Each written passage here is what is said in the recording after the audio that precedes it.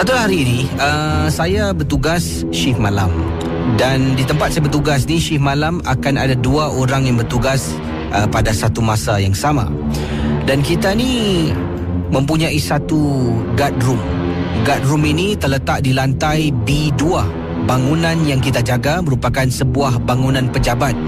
Bangunan pejabat ini hanya aktif pada waktu 7 pagi sampailah selewat mungkin jam 8 atau 9 malam, katanya Encik Abdul Rahman. Pendengar Ria 897. Dan lain-lain waktu, pejabat dari lantai 1 sampai ke lantai atas ditutup.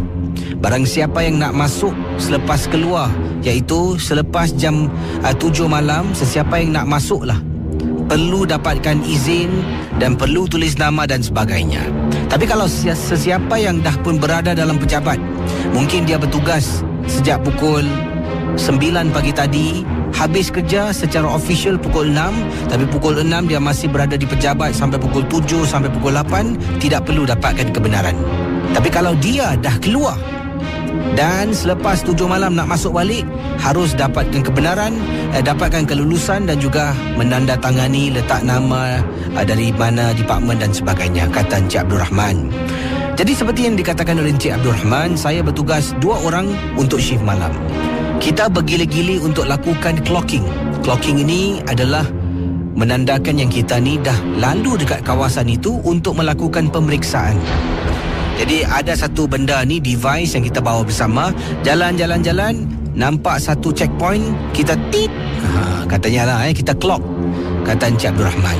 Pengalaman yang saya nak ceritakan ini, malam tu saya bertanya pada teman saya lah yang bertugas.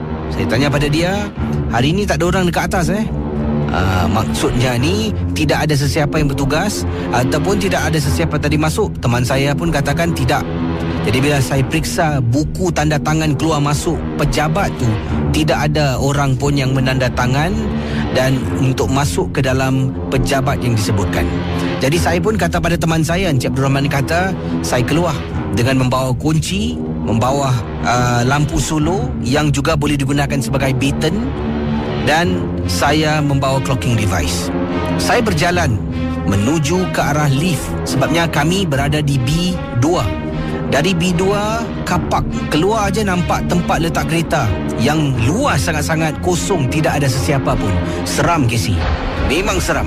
Berjalan menuju ke arah lift sorang-sorang Casey, dengan bunyi kunci yang begitu banyak di tepi poket saya ni bergeseran dan membuat bunyi yang begitu menyeramkan pada malam yang disebutkan. Sampai dekat lift, dekat kapak, kita tak perlu buat clocking, hanya bermula daripada lantai 1 sampai ke atas. Pendengar Ria 897, katanya Encik Abdul Rahman, dipendekkan cerita, bila saya berada di tingkat 3 bangunan yang saya ditugaskan ni, saya tiba-tiba terdengar bunyi macam orang sedang bercakap dengan seseorang dekat lantai 3 tu. Koridor di lantai 3 dari tingkat 1 sampai atas semuanya akan ditutup, dimatikan kecuali kita nak buat clocking. Jadi lampu koridor tu berada betul-betul sebelah dengan lift. Saya perlu buka itu ada satu casing tu saya kena buka dan saya kena tekan butang tu untuk nyalakan lampu koridor supaya saya boleh jalan dari hujung lift sampai ke hujung koridor, di mana di situlah checkpoint saya kena buat clocking. Saya pun keluar dari lift, gelap Casey, seram. Saya pun buka penutup.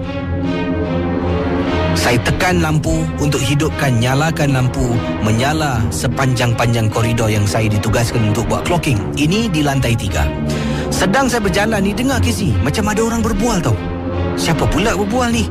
Saya tengok belakang, tengok depan, tengok beberapa pejabat ataupun departmen yang ada.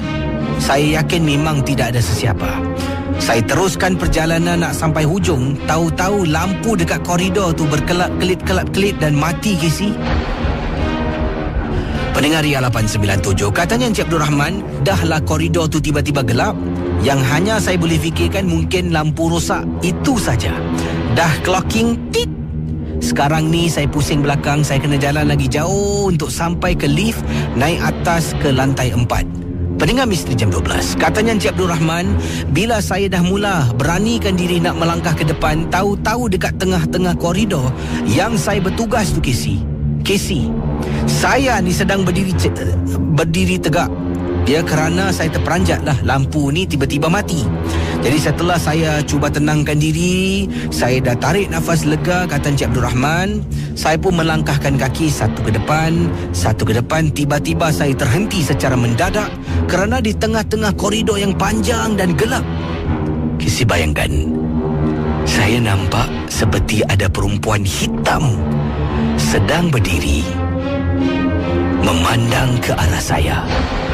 Cara perempuan ni berdiri, biar saya jelaskan pada Casey. Yang saya nampak perempuan ni kurus sangat. Dia berdiri tegak, kepalanya seolah-olah dia miring ke sebelah kiri dan tunduk ke bawah, rambutnya panjang. Bila saya nampak, saya terkejut dan tak berani, Casey. Tak berani nak menuju ke depan. Dan waktu itu pula saya tidak bawa walkie-talkie, saya tak bawa handphone. Macam mana sekarang ini saya nak dapatkan bantuan daripada teman saya yang berada di bawah? Pendengar Ria 897, kata Encik Abdul Rahman, saya tidak ada pilihan. Saya membaca surah-surah yang saya tahu sambil berjalan. Semakin dekat Casey, semakin meremang bulu rumah. Tapi saya katakan, saya harus harungi ini. Saya bila sampai nak dekat depan, saya berjalan tu tunduk, tak berani nak dongak ke atas. Nak dekat-dekat sampai ni, saya dongak. Wanita yang berdiri di tengah-tengah koridor yang gelap tu hilang begitu saja.